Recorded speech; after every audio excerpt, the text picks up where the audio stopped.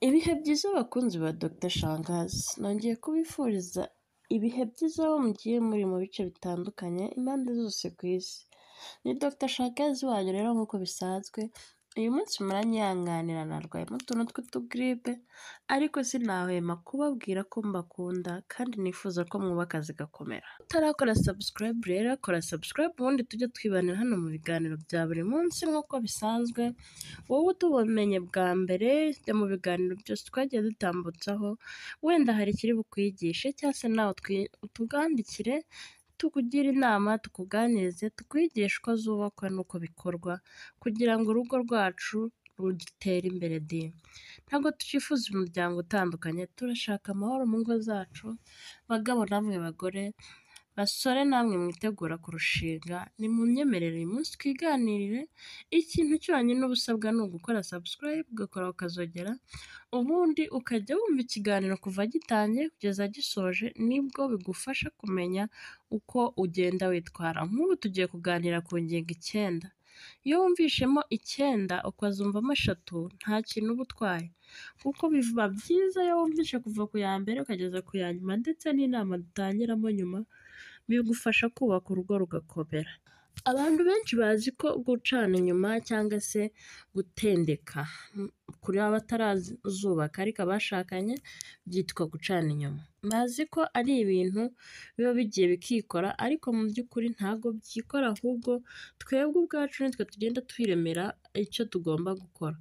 Iyo habuze amahoro muri uru rugo hakaburamo kumvikana, iteka buri umwe yifuza kujya hanze, ariko si ubundi niki gituma bajya hanze. Uyu munsi wa none tugiye kuganira ku mpamvu zigera ku 9 umugabo cyangwa umugore cyangwa se umusore n'inkumi bataranashyingiranwa bacana inyuma.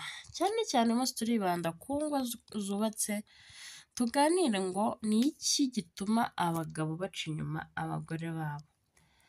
Kora subscribe rero ubundi uze twiganirire ku bintu bigiye bitandukanye twakorewe ubushakashatsi. Kenshi cyane uzumva abantu bavuga ngo nta mugabo ugira umugore umwe, ariko sibyo pe, ibintu ntabwo njye mbyizereramo.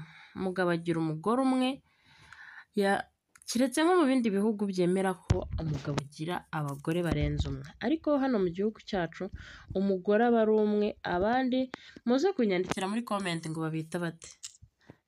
Turabizi neza nk'abanyarwanda dufite ubwenge, tuzi kuganira. Muze tuganire mumbwire icyo abo bandi baba ari cyo. Ni kuri Dr Shangazi rero, ntabwo reka ne kubatinda. Si uko koko nta mugabo ugira umugore umwe, ahubwo ni uko abagabo benshi bakunze guca inyuma abagore babo. Ibi ni bimwe tuzagenda tuganiraho, ukagenda usobanukirwa impamvu uri muri ubu buzima bufite umugore bukagira umugabo, ariko mukabaho mugomba kuzuzanya. Iyo mwafashe umwanya wo kuvuga ngo mwuzuzanye rero, niho hava ukuri ku mugore n'umugabo, ugasanga nta gucana inyuma. Munyemerere rero uyu munsi wa none turebe ibyashakishijwe n'abahanga. Dore rero zimwe mu mpamvu zishobora gutuma abagabo baca inyuma abagore babo. Nabibabwiye nk'uko nabibabwiye ngo tujye kuganira ku mpamvu zishyika ku 9. Munyemerere muze kunyumva neza kuko murabyumva ko narwayemo akagiripe. Biramfasha kuganira namwe mva ko turi kumwe, kuko iyo mubyumvishe mukabyumva igice mba numva nta kintu nkuyemo. Iyo mutanyandikiye ngo mumbwire ngo uyu munsi byari neza, mba numva nyine nta kintu nakoze. Uru rugo rero tuje kuganiraho uyu munsi ni urugo rufite izi mpamvu 9 dukeneye ko mwubakiraho. Kwimwa umwanya. Iyo umugore yimye umwanya umugabo we, iteka wa mugabo akagira umuntu umuha umwanya gato, ahera ko kumva ko ari cyo kintu yakabaye akora. Hari ubwo usanga bamwe mu bagore bima umwanya abagabo babo, bigatuma batagira ibyishimo mu rugo rwabo, bityo bakajya kubishakira ahandi. Ingingo ya 2 navuga ku irari. Ibi bintu nigeze kubikomozaho, ariko munyemerere tubisobanure, buri wese asobanukirwe yumve impamvu.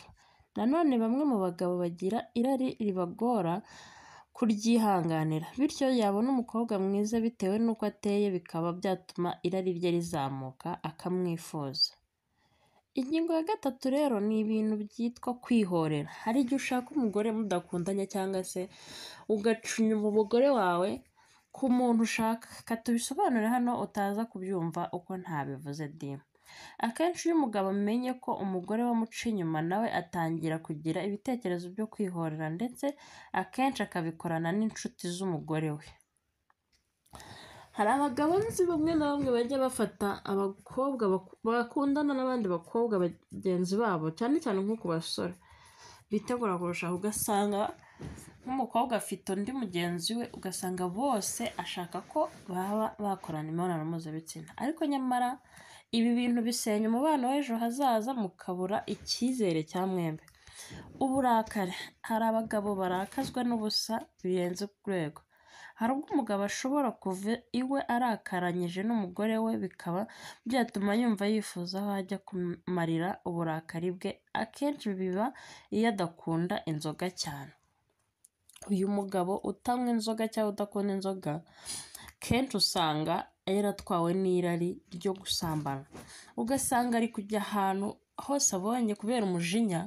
Abantu batanywa inzoga kenshi umujinya wabo ubayobora mu bintu bitari byiza, ugasanga arahubuka akavugira ibintu aho ibintu bye byose ugasanga bibwiye abantu, kugeza n'aho ashobora no kwifata akabwira ibintu bye abantu bataziranye nawe. Kutitabwaho, iyi ni ingingo ya 5 abagore bataraha agaciro pe.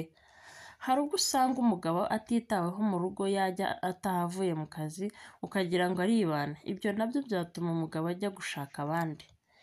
Uyu mugabo akeneye keya, umwakirire mu muryango akinjira, umubaze uko yiriwe, umwakire ikote se cyangwa ubanza umuhobere. Murabizi ko guhoberana bundi kenshi biri mu bintu bya mbere bimara stress. Kutanyurwa mu buriri, iyi ngingo niyo mpamvu mbabwira ngo mujye mwumva ikiganiro cyose kuva gitangiye kugeza kirangiye. Iyo utanyuzwe mu buriri iteka uhora urarikiye ibyo hanze.